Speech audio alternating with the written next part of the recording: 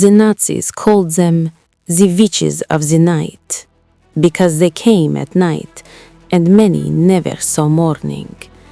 And then the bombs.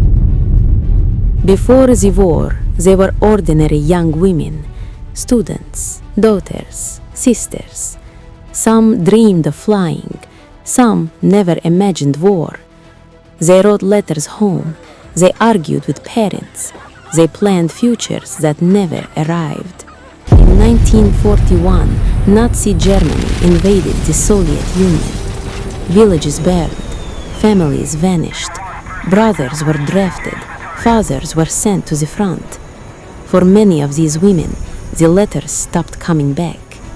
They didn't join the war for glory.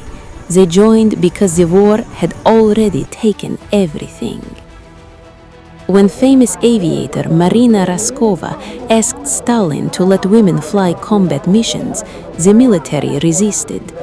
Women weren't meant to fight, certainly not to bomb. But desperation changes rules.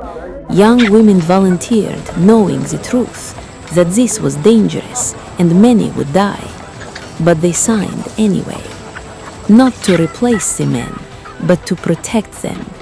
If flying at night could save lives on the ground, they would do it. They were assigned to the 588th Night Bomber Regiment. Their aircraft were outdated even before the war began. Wooden frames, canvas wings, open cockpits, no radar, no armor, no heavy parachutes. Flying them felt like sitting inside the wind. German pilots left when they first saw them. They didn't look like weapons, they looked like mistakes. The first missions came at night. A supply camp near the front, fuel drums stacked high, ammunition waiting for morning transport. Miles away, the women cut their engines, the planes went silent. They glided, cold air burned their faces, hands stiffened on the controls. Below them, soldiers slept. The bombs hit fuel first. Fire raced across the camp. Trucks ignited, ammunition detonated, one blast feeding the next. By the time alarms screamed into the dark, the planes were already gone. The next night, they came again and again. They didn't destroy cities, they destroyed certainty. German units stopped sleeping. Searchlights scanned empty skies. Anti-aircraft guns fired until barrels overheated. Pilots were ordered to hunt them, but the night witches flew too slow to chase safely, too low to intercept cleanly. Some German pilots stalled mid-air trying. Others refused night missions altogether. Fear crept in, not of noise, but of silence. They flew night after night, 2 missions, 3, sometimes 8 before dawn. Frostbite blackened fingers, exhaustion blurred vision.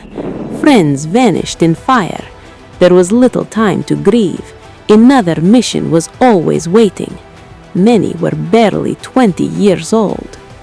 By the end of the war, the night witches had flown over 30,000 combat missions. They destroyed supply lines, delayed advances, forced German units to waste time, fuel, and sleep. But their greatest damage wasn't physical. They stole the night. An army that cannot rest, cannot think, cannot fight at full strength.